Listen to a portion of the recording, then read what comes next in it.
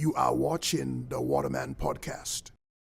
Welcome everyone to the Waterman Podcast. We are on the road. I'm taking the podcast on the road. It's almost the end of summer. And I said, let me switch it up a little bit. Right now, I am at the world famous 24-hour fitness on Sunset and Vine. Thank you guys for your hospitality. I really appreciate it. Guys, I have a bright young star, up and coming bright young star. She's moving very fast up the ladder. very quickly. Young, talented Tiara. How are you doing today? Welcome to the Waterman Podcast. Thank you for having me. You're quite welcome. So tell us, what is the start of your journey? You coming here to California, originally where you're from? I am from Atlanta, Georgia. I started my acting career in Atlanta, and I came to LA to elevate my career since this is the place to be, which is what I've been told. So I came out here to see what it's about, and it hasn't disappointed me yet. So. Yeah, I mean, you've only been here for roughly 4 years. Yeah, right. And when you were in Atlanta, what was it like living over there? It wasn't bad. I went to college in Atlanta, and then I transitioned to LA mid-college, so I didn't finish because I started drama school here in LA instead. But living in Atlanta was a really nice pivotal point for my career. It's a great place to start acting if that's what you want to do. Lots of opportunities. You get to work on these big projects at these massive studios. Tyler Perry is out there, and I work on those studios all the time. But it really kind of introduced me into, this world and got me into it. So. Did you happen to bump into that by accident, or what is really the story of how you got all involved in this? Yeah, honestly, reading. I know it sounds really cheesy, but I was a really big reader in elementary school, middle school, and I always picked a character I wanted to be in the book, and I acted out as if I'm actually the character, and I'm this is what I want to do for the rest of my life. But I didn't start acting until towards the end of high school because I had other aspirations like softball. I was a big softball player. My parents were really gung-ho about me going to college and pursuing an actual let's say STEM career. I studied forensics in school, which is completely opposite from acting. But once I got older and I started thinking for myself, I was forensics really isn't making me happy. And so I decided to throw all that away and do my passion. So I don't regret it one bit. Wise decision. I agree with that first move. Now, what was your first project that you worked on? Oh gosh, my first project I worked on, funny enough, well, not counting background, because I did do background for 2 years to kind of get used to the industry and kind of get more knowledgeable. But my first speaking role was a feature film called In the Moment, which is on Amazon Prime, and it's a comedy about an actor starting her career in Atlanta, and I played the mean girl, but that's about it. I was really bad, so I don't recommend anybody watching it because I sucked. But yeah, that was my first ever speaking role in a feature film. Shows you guys when you're driven, it's you're driven, you cannot be stopped. And you also did a campaign ad, right? Fairly recently, right? A few months back, right? Yeah, which one are we talking A few. Yeah, Huh? well, I actually just left Sequoia it was a Hilton commercial last week, actually. And then I just did one for Cash App. And then Airbnb, Coca-Cola. You hear, guys, this woman is working. Hey, she's got it going on. Thank you. And tired.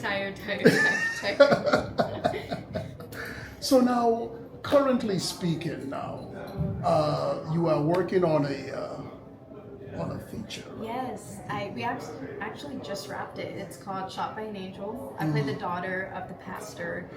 He gets shot by this like gang member, or no, he wasn't even in a gang. He was just wanting to find a quick way to pay bills for his mom.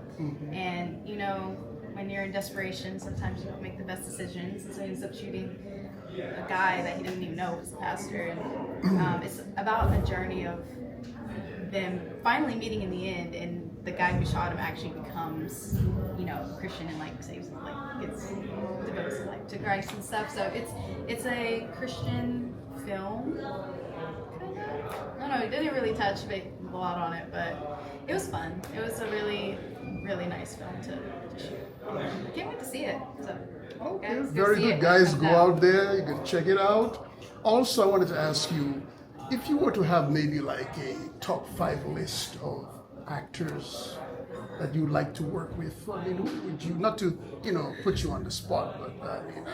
Oh, no. Ooh, Denzel Washington, number 1. Kerry Washington. They're both great. I can never say her last name really well. It's Zoe Salonda. Okay, Zoe yes, Salonda. all right. I would love to be in a film with her. Okay. Who else? Oh my gosh, I was not prepared for this question. Who else? I've always wanted to be in a comedy. Kevin Hart. I don't know why. I feel like it would just like work really well for some reason. And before, I do want to be in a movie with Will Smith. I feel like I could like play his daughter or something. But I don't even know if he's doing a lot of films now. I don't know what he's doing. So I hope he's still acting. Well, I'm sure he's doing more and more work. Maybe he's a little bit on hiatus. Yeah. But After yeah, that I mean, fiasco. hey, as you're doing this podcast, I'm sure all of these great actors are hearing what you're saying, and they'll contact you. They'll contact your people. Oh, please. I see you a up and coming rising star. Now, my take on that is, I hope now in the very near future, when I see you somewhere in public, and I'm walking towards you, you look at me funny and saying to your people, who is this guy? I would never. He's approaching me like, what's this? Security! I would never. I'd be like, oh my God, sure. We go way back. I would never do that. Okay. But I mean, yeah, I think, you can keep getting more and more work. Are you, like, how do you feel as far as drama, comedies? Do you have a preference? Or? I lean more towards drama. I feel like Okay. drama is more of my strong suit. Comedy, I can attempt. I'm not the best at comedy, but drama is where I really can express my creativeness when it comes to acting. I like being challenged in a film. If I'm doing a project, I like my character to be challenging because I like being put to the test of like how far I can go and like what I'm capable of. So, which is probably why I love drama so much. Yeah. Also, where do you see yourself like 5-10 years down the line as far as career goes? Career goes. Doing my own stunts in a big blockbuster film, if they let me do that. I'm not trying to be like Tom Cruise or anything, but I love doing my own stunts. And I hope that I get big enough to where I can be to that level and get to do my own stunts and be like, okay, let's do it. But I mean, my goal isn't to like be like famous, if that makes sense. I do just love doing acting and like doing the craft. So if I don't become famous for this, I still think I will be just as satisfied and just as happy as long as I am on set somewhere. Yeah, I mean, it's the love for what you do. Like I love doing this podcast. So, I mean, universal law is whenever you're doing something in life that you are passionate about, the money, the success has to come along with it. They go together. So, you have a passion for acting, you love acting, just like I love doing this podcast. And you will become successful at, your craft, because the love is there, And How can your fans, get in touch with you? You have like an Instagram or you? I do. My Instagram is Tiara Kennedy. Yeah. Follow me, please DM me. I am not always on Instagram. I don't even have notifications on for Instagram. I'm trying to like disconnect, but I reward myself by like if I'm on set, then that's my Instagram time. I can get on Instagram. But if I'm not on set, then I'm probably not on Instagram.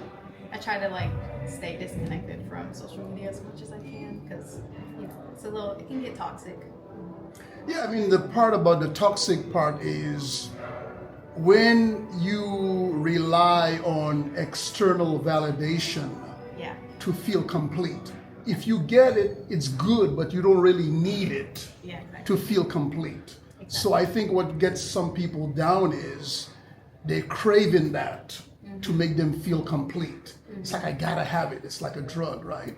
You're supposed to feel to where in life you're secure within your own self, okay? You know who you are, and you self-validate yourself. Anything extra, if you get it from other people, that's great. But don't look for it, don't crave it. So I can commend you on that, in that you have a good head on your shoulders for such a young lady. You're only 25, right? I can say you're 25. And guys, I'm telling you, this woman is busy, busy, busy. Only been here for 4 years and is constantly, from the time I've known her, constantly working. And I predict that she will go all the way to the moon with her great talent. Nice young lady, inside and out. Tiara, thank you very, very much. I appreciate you coming to the Waterman podcast. This is Ricky Alexander here, aka Waterman. Thank you, everyone, for watching the Waterman podcast. Thank you, Tiara. Thank you. It's so good to see you again. Thank you.